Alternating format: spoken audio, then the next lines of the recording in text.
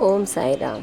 श्री साई सच्चरित्र अध्याय 47 भाग 2 सर्प और मेंढक तीसरा अंश।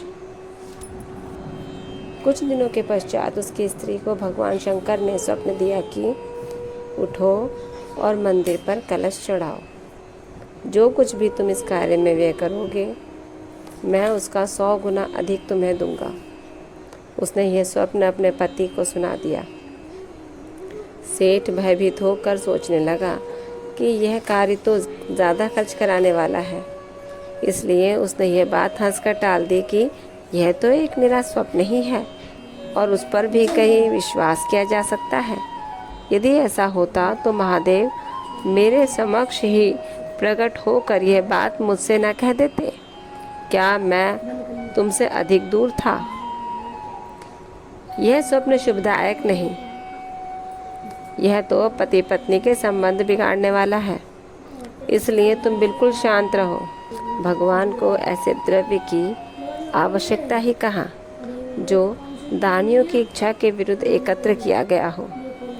वे तो सदैव प्रेम के भूखे हैं तथा प्रेम और भक्ति पूर्वक दिए गए एक तुच्छ तांबे का सिक्का भी सहर्ष स्वीकार कर लेते हैं।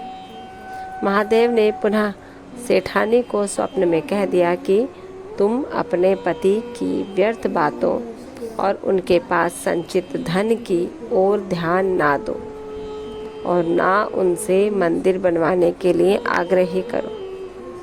मैं तो तुम्हारे प्रेम और भक्ति का ही भूखा हूँ। जो कुछ भी तुम्हारी व्यय करने की इच्छा हो सो अपने पास से करो।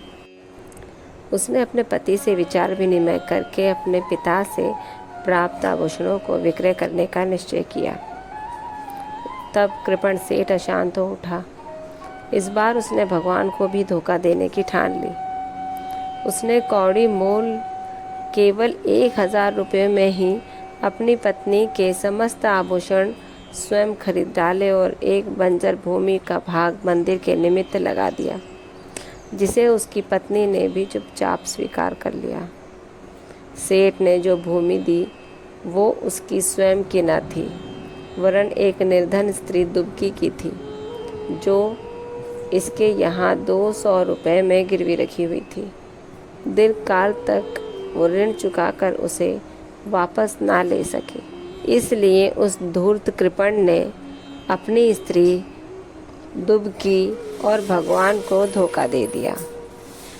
भूमि पथरीली होने के कारण उसमें उत्तम ऋतु में भी कोई पैदावार ना होती थी। इस प्रकार ये लेन देन समाप्त हुआ। भूमि उस मंदिर के पुजारी को दे दी गई, जो उसे पाकर बहुत प्रसन्न हुआ। ओम साई राम।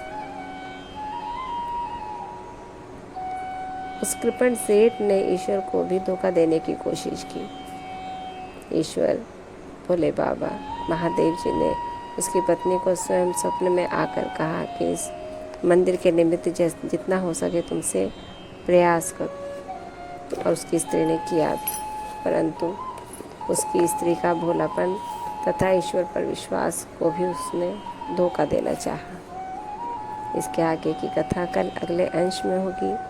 तब तक ओम साई राम। बाबा आप सब पर कृपा रखें, आपको आशीर्वाद दें और कष्टों से दूर रखें। ओम साई राम।